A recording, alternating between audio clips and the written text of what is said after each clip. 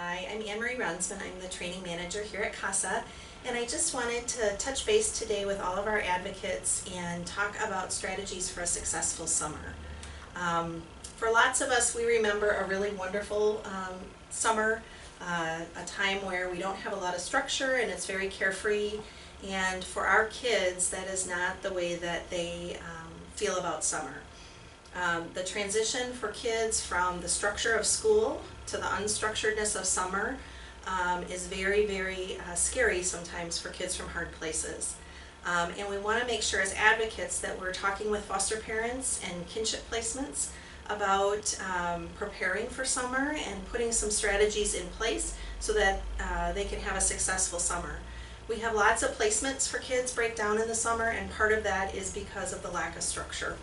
We need to make sure that caregivers are balancing the need for structure and physical play, and also keeping in mind that kids are not overly sensory stimulated. So this may be what you think of with summer. For our kids, downtime is not always the best thing. And as Dr. Purvis would say, we always want to make sure that we're seeing the need behind the behavior. So before we think that the child is being ungrateful for a summertime experience or willfully disobedient, we need to see what the need is and see if we can meet that so that we don't have that behavior. Our kids need a safe and structured environment. So when they have that complex developmental trauma, they get chronic fear, and that really impairs their emotional and also cognitive functioning. And so our kids need a safe and predictable environment so that they can trust, and helps to regulate their behaviors and their emotions. However, many of us don't live life this way in the summer. There are some strategies that you can use, or that your placements can use, to give structure to summertime activities. One is a simple dry erase board. Just the night before, writing out what's going to happen the next day.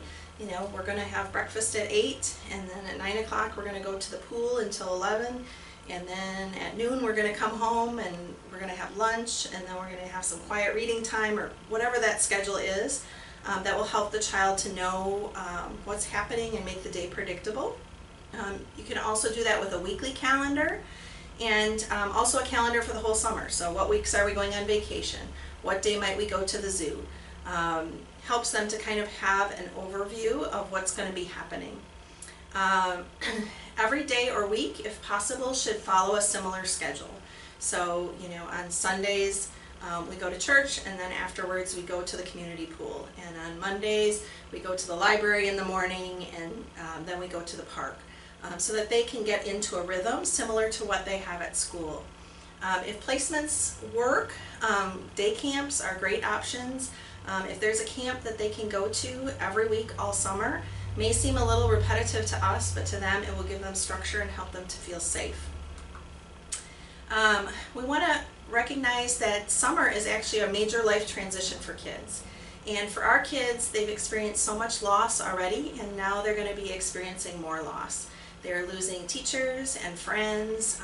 For our kids, they may be thinking about previous school years and things maybe that went well or didn't go well. And a lot of our kids don't know if they're going to be going back to the same placement over the summer.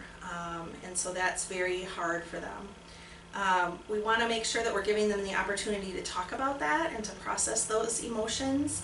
And we also want to remind caregivers that sometimes sad looks mad in our kids. And so keeping in mind that it is a major transition for kids. Going back to the basics with TBRI, we always want to make sure that we're giving kids voice. If they don't get voice, if they don't use their voices, they resort to manipulation and aggression and violence. And so we want to make sure that we are giving children the opportunity to choose anything that they can throughout the course of the day. So do you want a turkey sandwich or a ham sandwich? Do you want to wear this swimming suit or this swimming suit? Whatever those choices are, the more things we can give them that are possible choices, the more safe and secure they're going to feel, and the better they're going to feel about their voice being heard. There are lots of opportunities in the summer to build connection. So playing in a pool together is great. That experience of jumping off the side and having someone catch you is a metaphor in so many ways, but really good for our kids. going down slides together, swinging, having someone push you, building Legos or puzzles or sandcastles, of course together, right? We're not going to give them a Lego kit and have them sit over and do it by themselves. Band-aids, so lots of knees get scraped in the summer, which gives us lots of opportunity to build connection while we're putting those on. Cooking, letting the child choose the order of activities. You know, tomorrow we're going to go, we have to go to Hobby Lobby and we have to go to the park and we're going to go to the pool. Which thing should we do first? Gives them an opportunity to use their voice. And we also want to make sure that caregivers are using their observational awareness skills. So they're paying attention to the child's breathing pattern, how stiff their bodies and muscles are, how deep they're breathing, whether their pupils are dilated, because sometimes they may be beginning to feel stressed, and if you recognize those symptoms, we can stop that and help to calm the child before they have a meltdown. We want to use our empowering principles, our physiologic strategies, and reminding parents of these is very important, or caregivers. Hydration and blood sugar, our kids are exceptionally sensitive to variations, so we want to make sure that we're having a snack and a drink every 2 hours, including right before bed. Our kids need gross motor exercise. They need to be riding a bike, jumping a trampoline, climbing on the jungle gym. They need those things to help balance their brain and body chemistry. We also need to think about not overwhelming them from a sensory perspective. Sometimes Chuck E. Cheese sounds wonderful, but for our kids that may not be the best environment. So we have to be thoughtful about that. Limiting screen time, so that screen time is very, very stimulating for kids' brains, and so they can have it in small doses, but they shouldn't be sitting in front of an iPad or a television for the summer. And then really being mindful of alternating quiet periods with active periods so that they're not getting overstimulated. We want to remind caregivers to have transitions between activities, that they're warning kids that there's going to be a transition. You know, we're going to be leaving the pool in 30 minutes, we're going to be leaving the pool in 15 minutes, and really working with kids to talk about, can I have a compromise? Now, they can't have a compromise on every activity that they're doing, but if they can ask for a compromise rather than melting down, that is a much more favorable way to handle it. So if they don't want to leave the pool, we want to teach them to say, can I have a compromise? And mom might say, sure, you know, what do you want the compromise to be? And maybe they say, well, I want to stay at the pool another hour.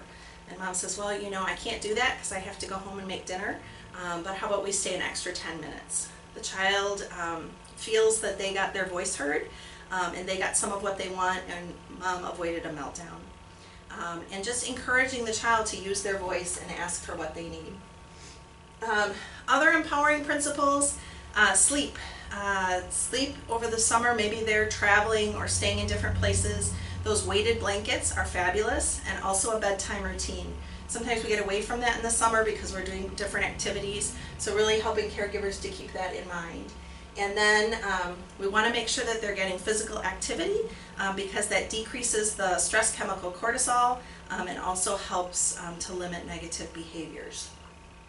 So wishing you and your CASA kids a wonderful summer, and thanks for all you do for CASA.